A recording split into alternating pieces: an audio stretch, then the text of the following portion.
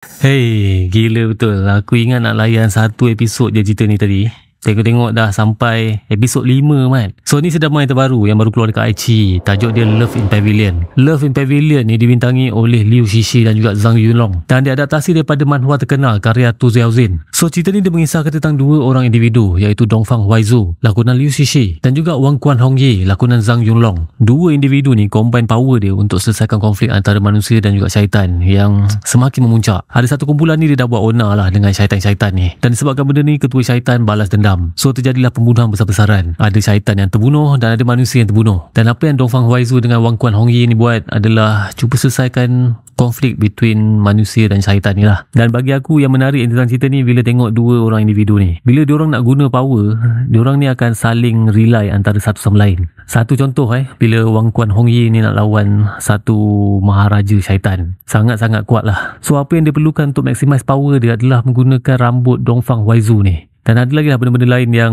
dia perlukan daripada Dongfang Huaizu ni untuk bagi power dia lagi power lah. So bila aku tengok cerita ni, aku rasa vibe dia punya feeling tu macam tengok cerita The Demon Hunters Romance dengan filem animasi daripada China yang viral baru-baru ni, cerita Nezha. Especially bila battle between orang-orang yang sangat-sangat powerful. Macam aku cakap tadi, bila part dia berlawan dengan Maharaja Syaitan, masa part awal episod 2 macam tu, part tu memang epic gila mat. Cara dia lawan, CGI dia. Satu lagi benda yang aku suka pasal si drama ni adalah pelakon-pelakon dia. Pelakon-pelakon dia rata-rata memang hebat-hebat mat. Contoh macam Ding Yuzi, Hou Mingho, Shen Yue, Zhang Ronan. Semua pelakon ni buatkan cerita ni lagi best, lagi menarik. Dan aku tak sangka juga cerita ni bukan setakat part berlawan dia best, bukan setakat action dia best. Ada juga part-part lucu dalam cerita ni. Especially bila tengok main karakter dalam cerita ni, ada salah satu yang pakai topeng yang nampak cute, power, tapi pakai topeng yang memang nampak cute lah. Tapi aku rasa kau kena tengok cerita ni lah. Dia punya visual dia memang nice. Part action, part berlawan dia.